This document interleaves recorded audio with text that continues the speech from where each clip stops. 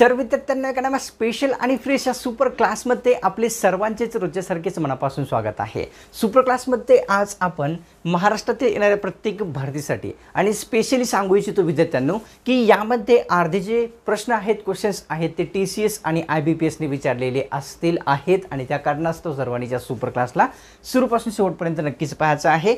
एक सेकंद देऊन लगेच सुपर क्लासला काय करायचं आहे विद्यार्थ्यांनो, लाईक करायचं आहे। जेव्हा तुम्ही सुपर क्लासला लाईक कराल तेव्हा काय होईल, पुढची सुपर क्लास आपल्या चॅनलवर जेव्हा कधी अपलोड होईल त्या ठिकाणी तुम्हाला ती मिळून जाईल। तसेच आणखी एक महत्त्वाचं म्हणजे विद्यार्थ्यांनो, आपण जर या चॅनलवर नवीन आला असाल तर या चॅनलला लगेच सबस्क्राइब करून घ्यायचं आहे। सबस्क्राइब करणे अत्यंत गरजेचे असते पुढची सुपर क्लास एकदम फ्रीमध्ये आपल्या स्मार्टफोनवर मिळवण्यासाठी। लगेच करून घ्या एक लाईक आणि चॅनलला सबस्क्राइब।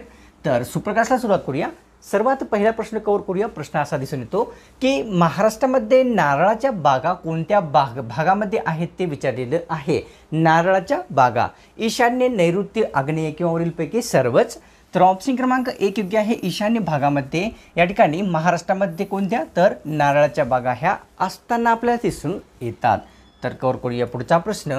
प्रश्न दुसरा असा आहे की वारंवार भूक लागणे तसेच वजन कमी होणे ही कोणत्या आजाराची लक्षणे आहेत। भूक लागणे तसेच वजन कमी होणे दोन लक्षणे कोणत्या आजाराची आहेत, मूळदूस, TB, एड्स किंवा मधुमेह।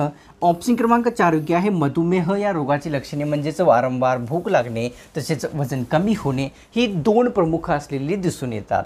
कव्हर करूया पुढचा प्रश्न। प्रश्न तिसरा असा आहे की वाफेवर चालणारे इंजिन सर्वप्रथम कोणी शोधून काढले। वाफेवर चालणारे इंजिन विचारलेले आहे। Robert ohm, ampere, James watt वरीलपैकी नाही। ऑप्शन क्रमांक 3 योग्य आहे। जेम्स वॅट यांनी विद्यार्थ्यांना वाफेवर चालणारे सर्वप्रथम इंजिन हे शोधून काढलेले दिसून येते। तर कव्हर करूया चौथा प्रश्न। प्रश्न असा आहे, जिल्हा न्यायालयातील जिल्हा न्यायालयामध्ये न्यायालयाचे 3 प्रकार असतात। एक असते दिवाणी, दुसरे असते फौजदारी आणि तिसरे असते भूस्वराज। तर या ठिकाणी विचारलेलं आहे की जिल्हा न्यायालयातील दिवाणी न्यायालयामध्ये कोणते खटले चालतात ते आपल्याला सांगायचं आहे। गुन्ह्यासंबंधी, संपत्ती विषयक किंवा विवाह संबंधी किंवा जमीन विषयक। तर ऑप्शन क्रमांक विद्यार्थ्यांना आपल्यासमोर 2 योग्य आहे। संपत्ती विषयक जे खटले आहे जिल्हा न्यायालयातील दिवाणी न्यायालयामध्ये चालत असतात। कव्हर करूया पुढचा प्रश्न। तर प्रश्न 5वा दिसून येतो, शरीरातील प्रत्येक भागामध्ये ऑक्सिजनचे नियमन खालीलपैकी कोण करते। प्रत्येक भागामध्ये शरीरातील ऑक्सिजनचे नियमन करणारे आपल्याला पर्याय ओळखायचा आहे की कोणता आहे। रक्त, पाणी, हवा किंवा वरीलपैकी नाही। तर ऑप्शन क्रमांक 1 योग्य आहे। रक्त जे आहे शरीरामध्ये प्रत्येक भागामध्ये ऑक्सिजनचे नियमन करत असते।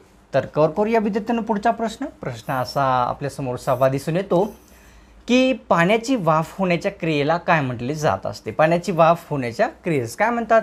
तर या ठिकाणी ऑप्शनमध्ये आहे सादरीभवन, उत्कलन, उत्सर्जन किंवा बाष्पीभवन। तर नॉर्मली ऑप्शन क्रमांक 4 योग्य आहे। बाष्पीभवन असे जे आहे पाण्याची वाफ होण्याच्या प्रक्रियेला म्हटले जात असते। प्रश्न 7वा कव्हर करूया। युद्ध घोषित करण्याचा व समाप्त करण्याचा अधिकार राज्यघटनेने कोणाला दिलेला आहे। युद्ध घोषित करण्याचा तसेच समाप्त करण्याचा, तर पंतप्रधान, मुख्यमंत्री, राज्यपाल किंवा राष्ट्रपती।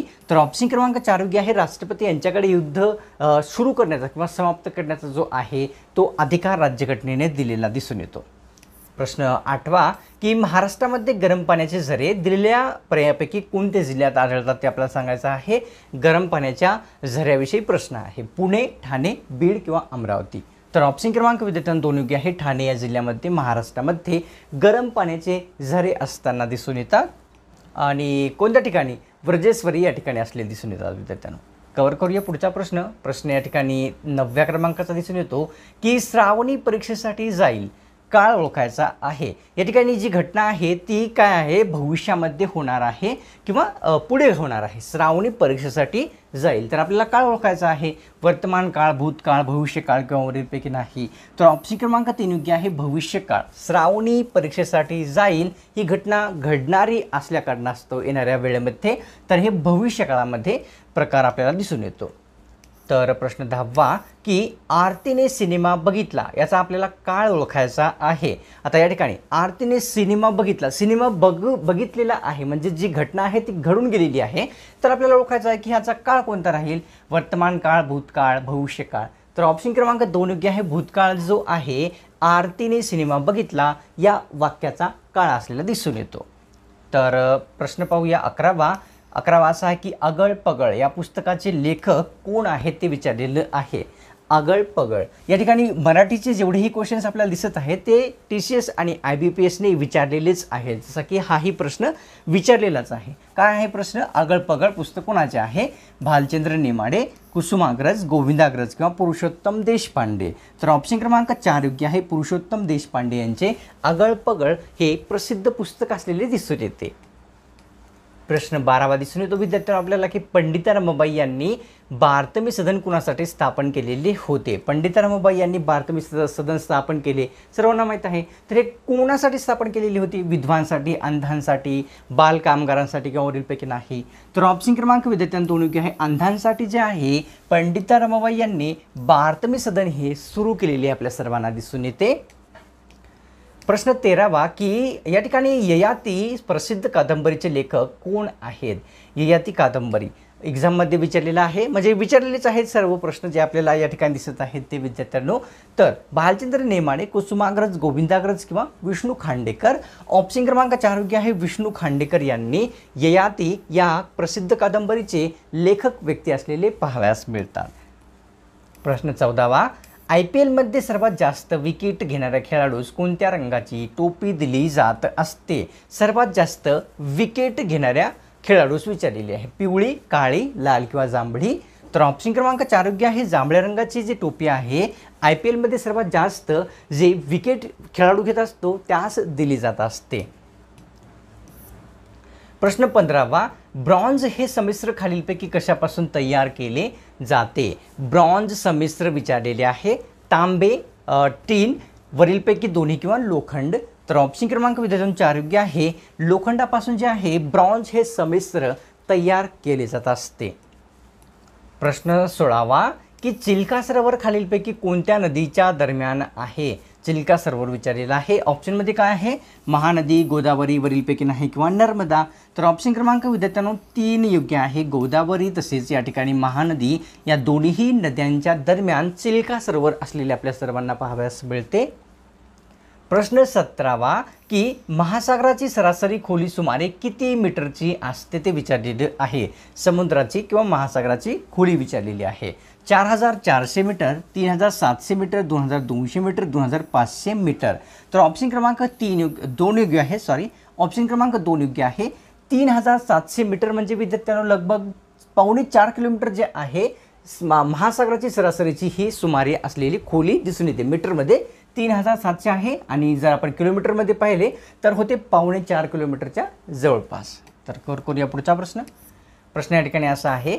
स्वतःला मराठी भाषेचे शिवाजी असे कोण समजत असे ते विचारलेलं आहे? मराठी भाषेचे शिवाजी कोण समजत होते स्वतःला?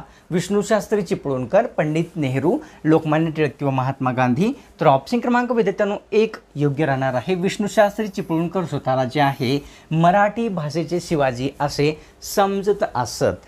तर करूया पुढचा प्रश्न 19वा दिसून येतो की इजिप्त या देशाला कोणत्या नदीची देणगी म्हणतात? हा प्रश्न एक्झाममध्ये नाही आलेला आहे, असाच आलेला आहे या आपल्या सुपर क्लासमध्ये. इजिप्त देशाला कोणत्या नदीची देणगी म्हणतात? Amazon, Nile, Ganga, Godavari? तर ऑप्शन क्रमांक 2 योग्य आहे. नाईल नदीची देणगी इजिप्त देशाला असे संबोधले जात असते. प्रश्न 20वा की भारतीय जनगणनेमध्ये एकूण किती प्रश्न विचारले जातात ते विचारलेलं आहे? म्हणजे स्पेशली विचारलेलं आहे की आपली जी 2011ची जनगणना झालेली होती त्यामध्ये किती क्वेश्चन्स किंवा किती प्रश्न विचारलेले होते? 30, 20, 31 किंवा 29? तर ऑप्शन क्रमांक 4 योग्य आहे. 2011च्या जनगणनेमध्ये प्रत्येक घराला 29 प्रश्न विचारलेले होते. आता जर आपण 2021ची जनगणना आपण पाहिली जी की पेंडिंगमध्ये आहे, लवकरच होईल, तर या 2021च्या पेंडिंग राहिलेल्या जनगणनेमध्ये 31 प्रश्न विचारले जाणार आहेत. म्हणजे 29 आणि 30 2 प्रश्नाचा या ठिकाणी वाढ केलेला दिसून येतो. तर करूया प्रश्न 21वा. तर 2023मध्ये भालाफेक या स्पर्धेमध्ये प्रथम क्रमांक कोणी पटकावला होता ते विचारलेलं आहे? भालाफेक स्पर्धेमध्ये 2023च्या राणी रामपाल, धीरज जाधव, नीरज चोपडा? तर वरीलपैकी नाही. तर ऑप्शन क्रमांक विद्यार्थ्यांना 3 योग्य आहे. नीरज चोपडा यांनी 2023च्या भालाफेक स्पर्धेमध्ये प्रथम क्रमांक मिळवलेला होता. प्रश्न 22वा. दृष्टिदान सप्ताह म्हणून कोणत्या सप्ताहाला ओळखले जाते किंवा साजरा केला जात असतो? दृष्टिदान सप्ताह कोणत्या सप्ताहाला म्हणतात? या ठिकाणी दिलेल्या 11 ते 15 जून, 10 ते 15 जून, 10 ते 16 जून किंवा 11 ते 17 जून. तर विद्यार्थ्यांनो ऑप्शन क्रमांक आपल्यासमोर या ठिकाणी योग्य राहणार आहे 3. 10 ते 16 जून या दिवसाला किंवा सप्ताहाला जो आहे दृष्टिदान सप्ताह म्हटले जात असते. कव्हर करूया पुढचा प्रश्न. प्रश्न 23वा असा आहे, संपूर्णपणे सौर ऊर्जेवर चालणारे पहिले रेल्वे स्टेशन विचारलेले आहे. स्पेशली रेल्वे स्टेशन जे की सौर ऊर्जेवर संपूर्णपणे चालते. चेन्नई सेंट्रल, मुंबई, दिल्ली किंवा कोलकाता. तर ऑप्शन क्रमांक विद्यार्थ्यांनो 1 योग्य आहे. चेन्नई सेंट्रल संपूर्णपणे सौर ऊर्जेवर चालणारे हे पहिले रेल्वे स्टेशन ठरलेले आपल्या देशातून दिसून येते. तर कव्हर करूया पुढचा प्रश्न. प्रश्न 24वा, महाराष्ट्रामध्ये सर्वात जुनी वेधशाळा कोणत्या जिल्ह्यात आहे? वेधशाळा सर्वात जुनी महाराष्ट्रातील विचारलेली आहे. पुणे, अलिबाग, शिमला किंवा मुंबई. तर ऑप्शन क्रमांक विद्यार्थ्यांनो 1 योग्य आहे. पुणेमध्ये जे आहे सर्वात जुनी वेधशाळा महाराष्ट्रात असलेली आपल्या सर्वांना पाहावयास मिळते. तर कव्हर करूया पुढचा प्रश्न. प्रश्न 25 दिसून येतो, मानवी हृदयातील रक्तपंप करण्याची एकूण संख्या जी असते ती किती आहेत असते ते विचारलेलं आहे. हृदयातील रक्तपंप करण्याची संख्या 1, 2, 3 किंवा 4. तर ऑप्शन क्रमांक विद्यार्थ्यांनो 2 योग्य आहे. 2 एवढी जी आहे मानवी हृदयातील पंपांची एकूण संख्या असलेली पाहावयास मिळते. प्रश्न 26वा असा दिसून येतो की व्हिक्टोरिया टर्मिनलचे शिवाजी टर्मिनल असे नाव जे आहे कोणत्या वर्षी करण्यात आलेले होते? व्हिक्टोरिया टर्मिनल शिवाजी टर्मिनलचे पुराणे नाव किंवा जुने नाव आहे. तर कोणत्या वर्षी शिवाजी टर्मिनल नाव करण्यात आलेले होते? 1997, 1996, 1998 किंवा 1999. तर ऑप्शन क्रमांक 2 योग्य आहे. 1996 या वर्षी या ठिकाणी व्हिक्टोरिया टर्मिनलचे नाव बदलून या ठिकाणी शिवाजी टर्मिनल असे करण्यात आलेले दिसून येते. प्रश्न 27वा की हिरव्या वनस्पती कोणत्या पेशी द्रव्यामुळे अन्न निर्मिती करतात ते आपल्याला विचारलेलं आहे. अन्न निर्मिती हिरव्या वनस्पती कशामुळे करत असतात? या ठिकाणी हरित कवक किंवा हरित लवक किंवा वरीलपैकी दोन्ही किंवा वरीलपैकी नाही. तर ऑप्शन क्रमांक 2 योग्य आहे. हरित लवकाच्या पासून जे आहे हिरव्या वनस्पती अन्न हे निर्माण करत असतात. प्रश्न 28वा दिसून येतो की सागरी व तपकिरी शेवाळांमध्ये कशाचे प्रमाण सर्वात जास्त असते? शेवाळांचे प्रकार 2 आहे. एक आहे सागरी, दुसरा आहे तपकिरी. यामध्ये कशाचे प्रमाण जास्त असते? ऑक्सिजनचे, आयोडीनचे, कॅल्शियमचे किंवा नायट्रोजनचे. तर ऑप्शन क्रमांक 2 योग्य आहे. आयोडीनचे प्रमाण जे आहे विद्यार्थ्यांनो या ठिकाणी सागरी तसेच तपकिरी या दोन्ही शेवाळांमध्ये सर्वात जास्त असलेले आपल्याला सर्वांना पाहावयास मिळते. प्रश्न 29वा, सावित्रीबाई फुले यांचा जन्म कोणत्या जिल्ह्यात झालेला होता? सावित्रीबाई फुले यांचा जन्म विचारलेला आहे. ऑप्शनमध्ये आहे जालना, हिंगोली, सातारा किंवा रत्नागिरी. तर ऑप्शन क्रमांक विद्यार्थ्यांनो 3 योग्य आहे. सातारा या जिल्ह्यामध्ये या ठिकाणी सावित्रीबाई फुले यांचा जन्म झालेला होता. प्रश्न 30वा आपण पाहूया. संपूर्ण सौर ऊर्जेवर चालणारे विमानतळ कोणते आहे? पूर्वी आपण पाहिले की रेल्वे स्टेशन कोणते आहे भारतातील. आता या क्वेश्चन्समध्ये विचारलेले आहे की विमानतळ कोणते आहे जे की संपूर्णपणे सौर ऊर्जेवर चालते? जयपूर, चेन्नई, कोचीन, गुवाहाटी.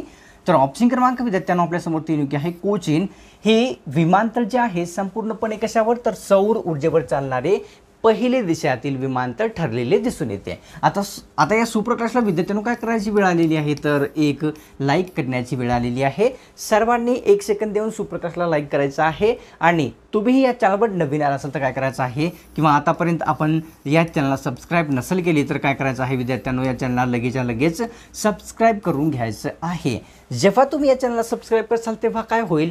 या चॅनलवर म्हणजेच आपल्या एक्झाम जी के अकॅडमीवर जेव्हा कधी पुढचा सुपर क्लास अपलोड होईल त्याचे नोटिफिकेशन अपलोड करता तुमच्या स्मार्टफोनवर, मोबाईलवर मिळून जाईल. त्या कारणास्तव सबस्क्राईब आणि एक सुपर क्लासला लाईक करणे अत्यंत गरजेचे असते. तर लगेच करून घ्या. मिळतो कडा स्पेशल आणि फ्रेश सुपर क्लासमध्ये.